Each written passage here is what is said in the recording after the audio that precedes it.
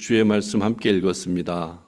예수님의 돌아가시는 그 현장 가운데 또 여러 등장인물이 있고 그들의 면면을 통해 우리들의 신앙의 모습을 살펴보고자 합니다.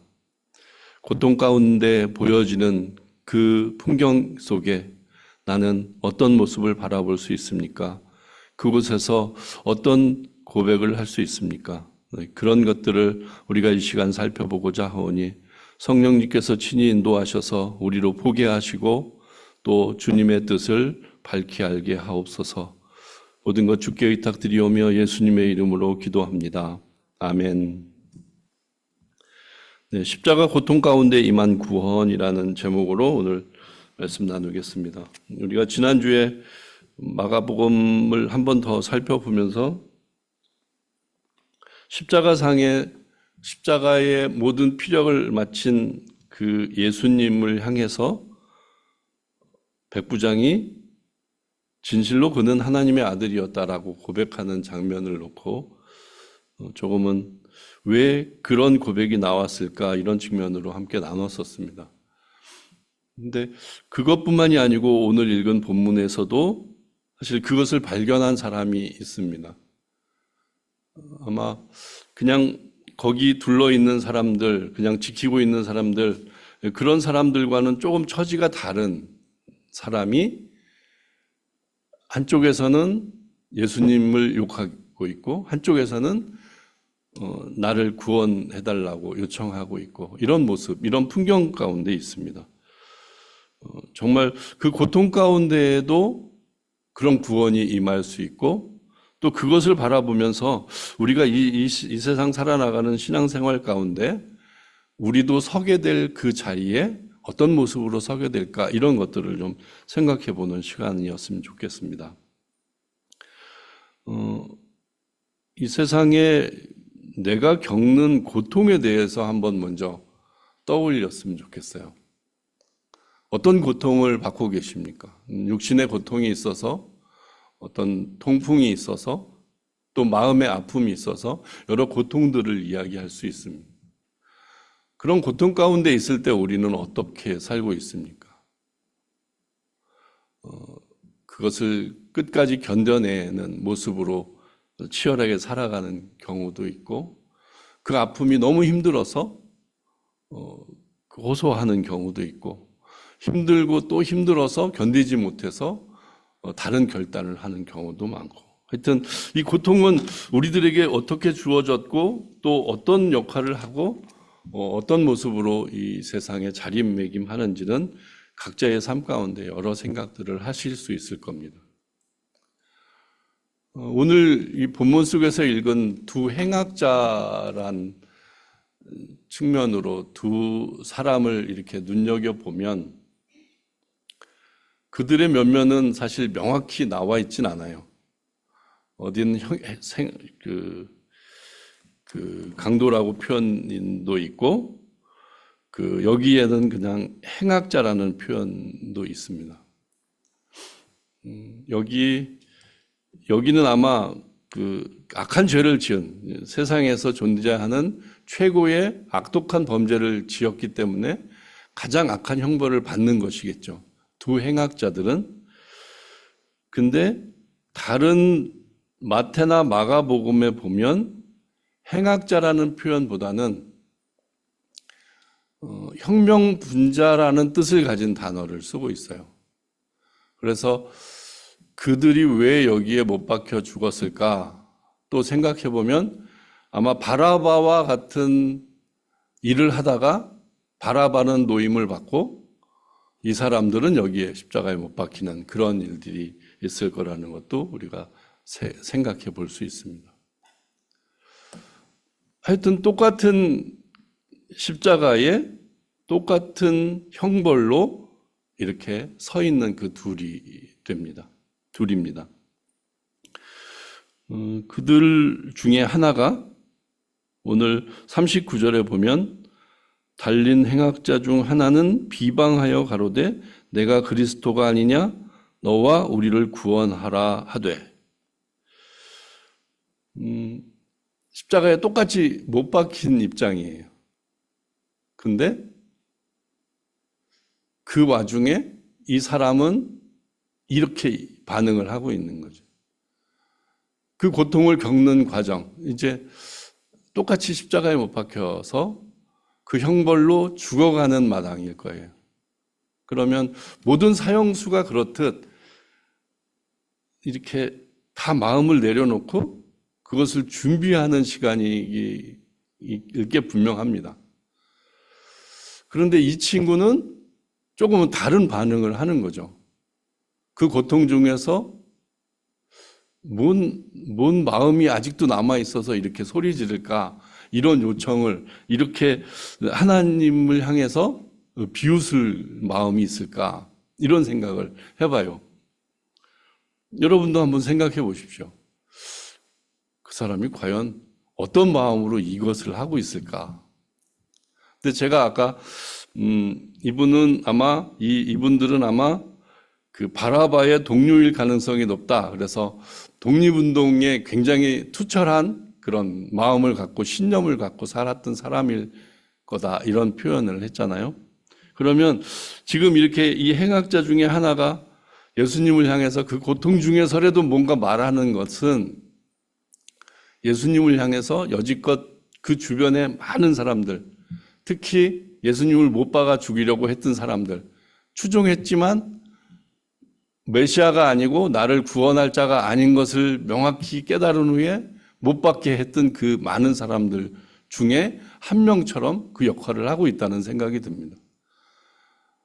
자기도 죽어가는 마당이에요. 자기도 그런 고통을 겪고 있는 마당이에요. 근데 그럼에도 불구하고 더 강렬하게 그 바로 옆에서 죽어가면서도 예수님을 비방하고 예수님을 조롱하는 그런 모습을 보게 되는 거죠.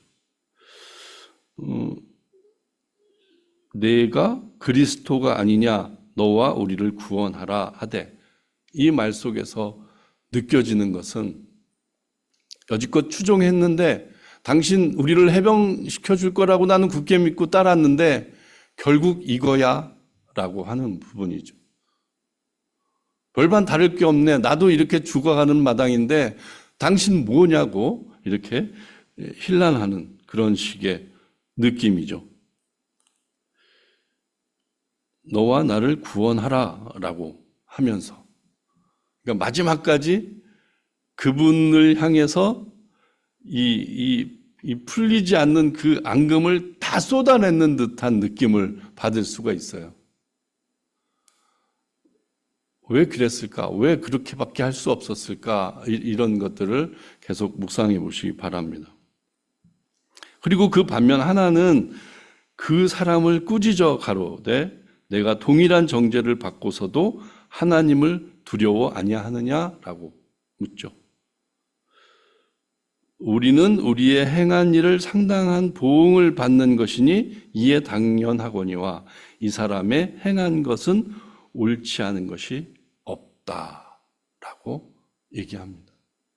근데 이분도 똑같이 십자가에 못 박혀 있는 분이에요. 그 고통 중에 있는 분이에요. 그런데 어떻게 또 이런 마음이 들어서 이런 고백을 할 수 있었을까? 또 그 동료를 혼내기까지 하면서 이런 힘이 남아 있었을까를 생각해 봐요. 어떤 마음일까? 마치 백부장이 하나님이 돌아가시는 순간 진짜 그분은 하나님의 아들이었다라는 고백을 했던 것처럼 이 한편에 있는 행악자도 그 모든 것을 십자가에 못 박히면서 다 지켜보았을 거예요. 그리고 아까 예수님이 저 사람들의 하는 것을 사하여 달라는 기도도 옆에서 명확히 들었을 거예요. 그리고 이 사람도 똑같이 혁명가 중에 하나였다면 여지껏 사람들의 행로에서 예수님을 어떤 존재로 여겼고 어떻게 따랐고 그렇게 같이 똑같이 따르던 자였을 겁니다. 그런데 지금 이 고통 중에 바로 옆에 서서 십자가에 못 박혀서 이런 관점을 다시 보게 되는 거죠. 똑같은 입장이었을 텐데 한 사람은 예수님을 알아보지 못했고 한 사람은 예수님을 알아보게 되는 그 순간인 거죠. 이런 차이가, 이런 것이 무엇 때문일까? 무엇으로 이렇게 결론이 되어지는 걸까? 그것을 계속 묵상하면 좋을 것 같습니다. 아까 고통이란 얘기를 했으니까 고통 중에 있는 우리가 하나님을 바라보는 마음가짐을 우리가 좀 생각해 보면 좋을 것 같아요. 내게 오는 이 고통이, 사실 고통 중에 있으면 이렇게 무엇인가 생각을 정리하기도 힘든데, 그래도 우리가 고통 중에 생각을 정리해서 하나님께 기도도 하고 내 불만도 토로하잖아요.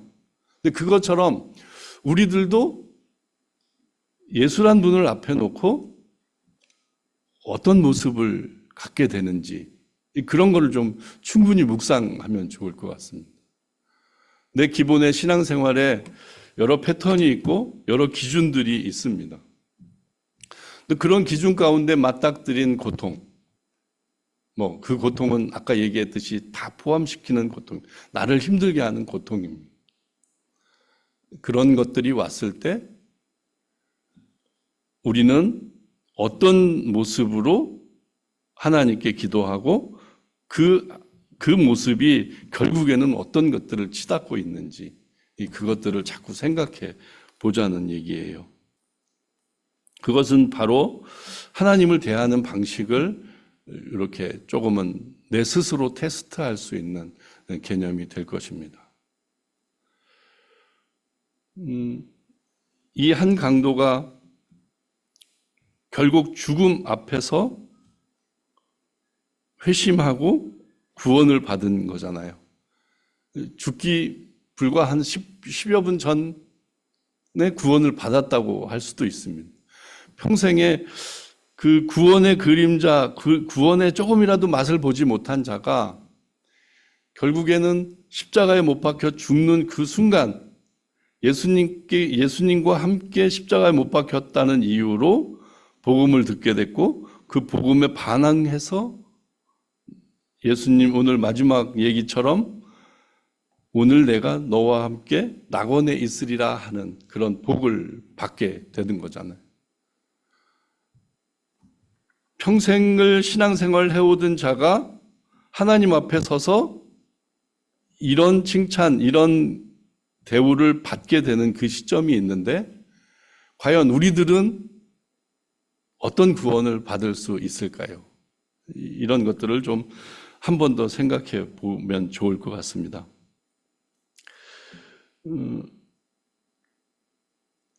하나님 앞에서, 그리고 하나님 앞에서 사는 우리들의 인생들이 십자가 사건을 놓고 어떻게 반응하는지, 그 반응은 과연 내 삶 속에서 얼마나 운동력 있게 이 일을 감당하게 하는지, 그것들을 묵상해 보았으면 좋겠습니다. 결국 우리들에게 오는 고통은 분명한 이유가 있을 것입니다. 지금 이 두 행악자에게 내려진 형벌은 그 당시에 최고의 형벌이었죠.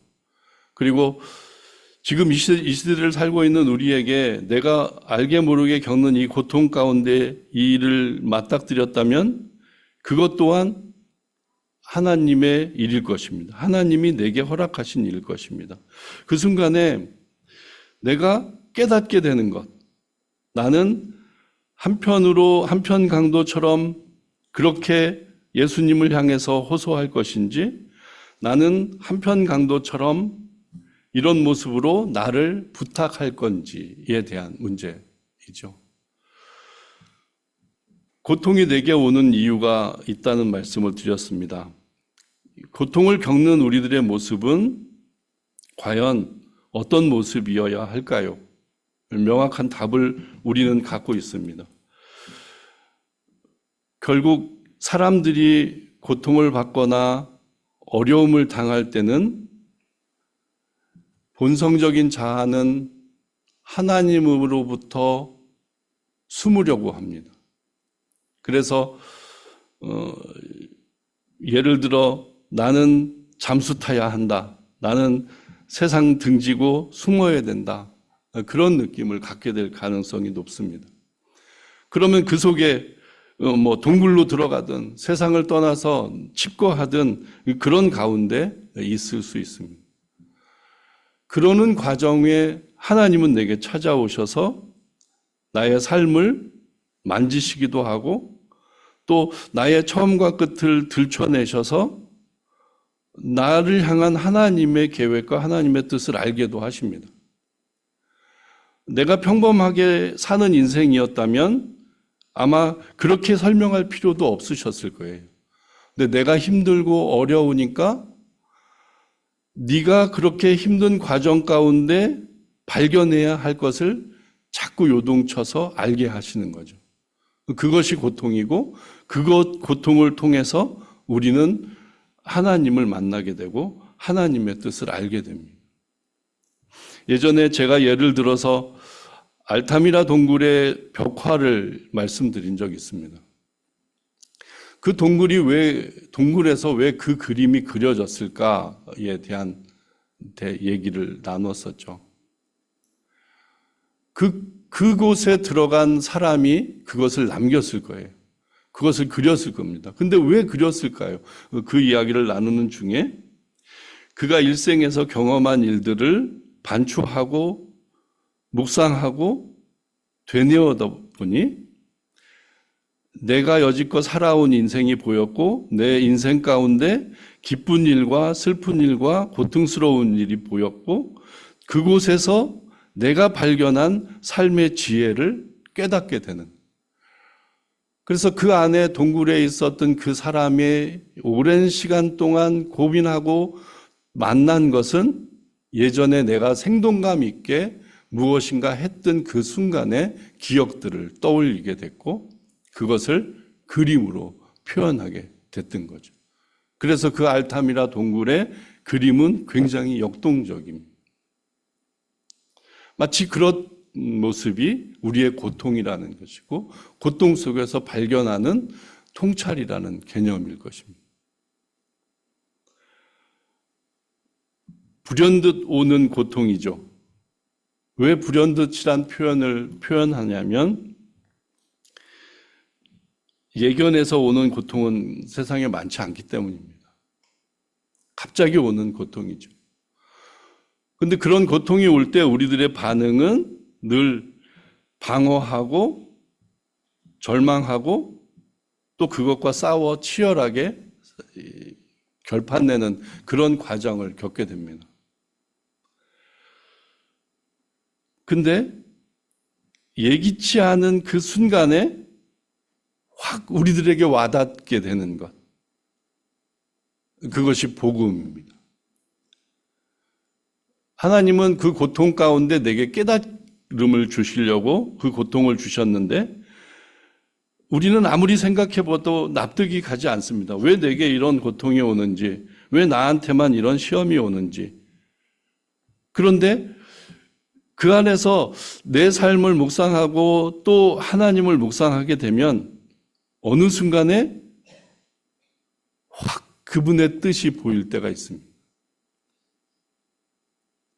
마치 지금 이 행악자 중에 한 명에게 그 고통 가운데 바로 쳐다볼 수 있는 예수님을 발견하는 그 순간처럼요. 알타미라 동굴 안에서 맞닥뜨린 그 순간 불현듯 생각나서 그린 그 들소 그림처럼요. 그게 우리들에게 주시는 신앙의 제시라는 생각을 해봤습니다.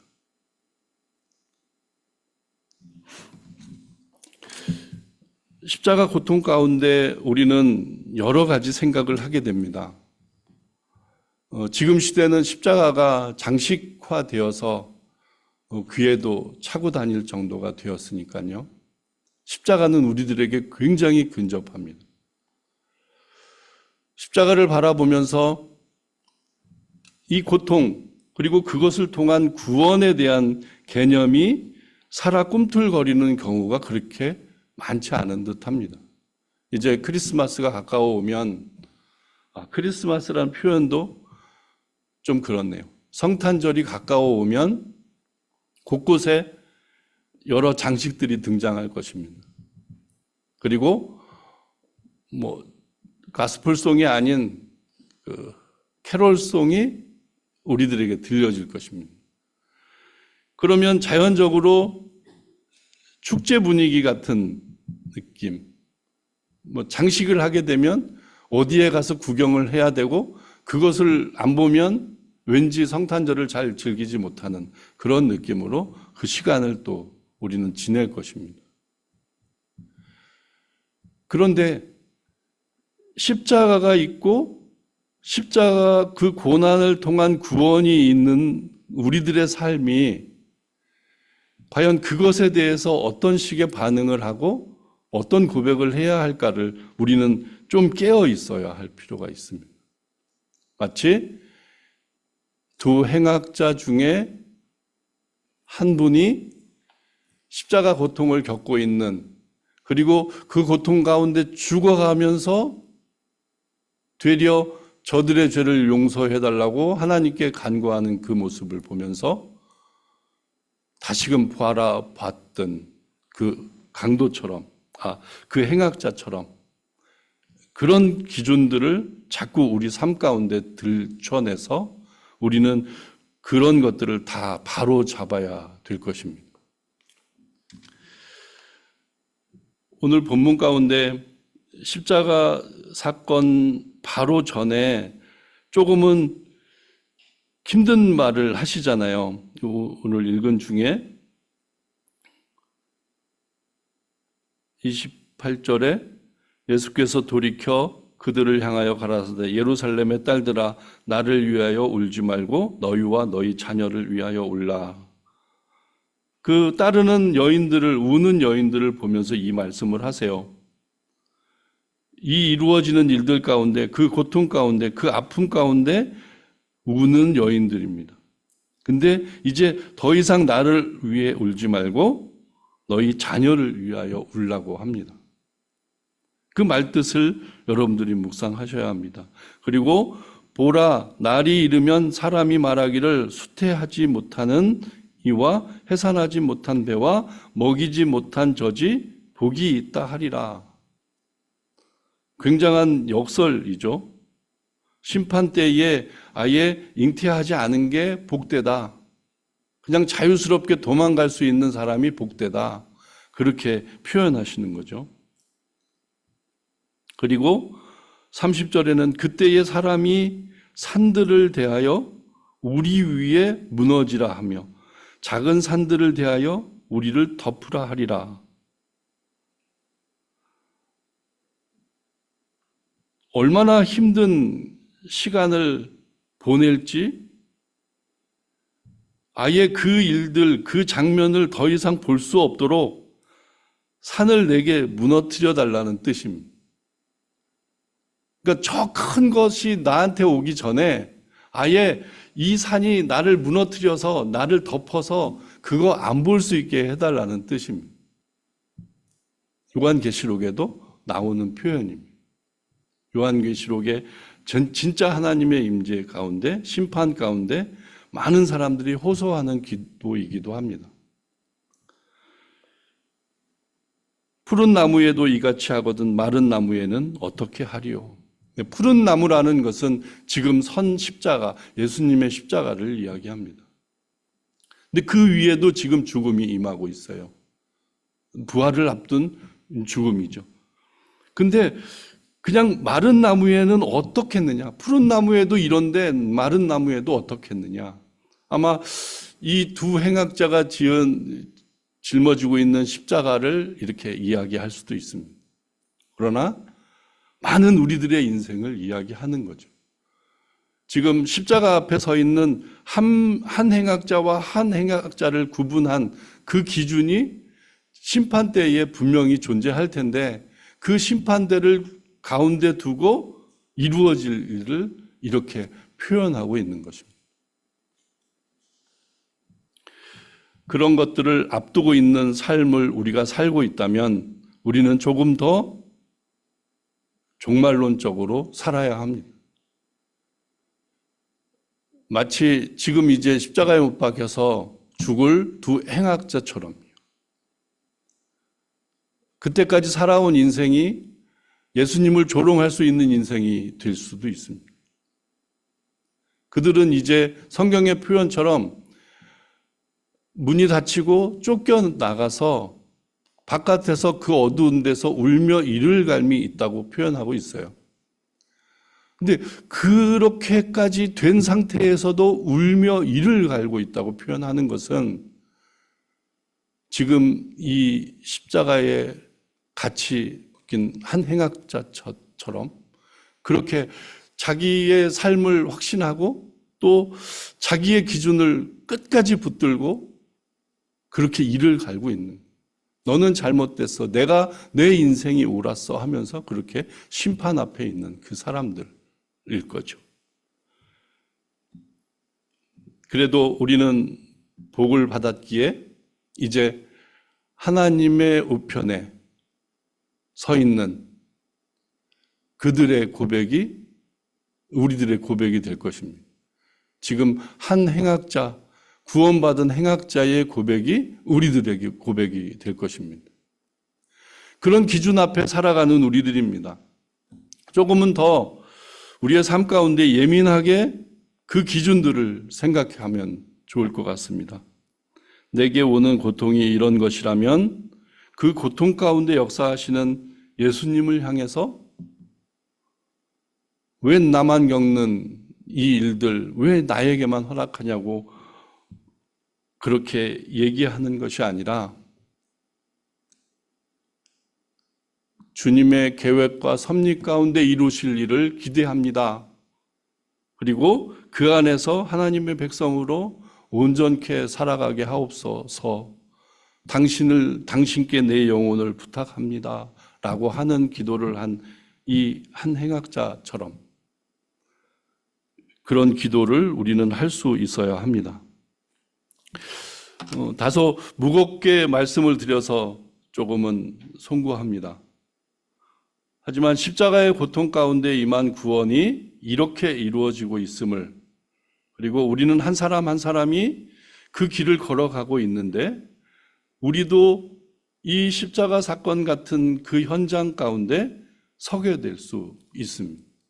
서게 된다고 말씀하십니다.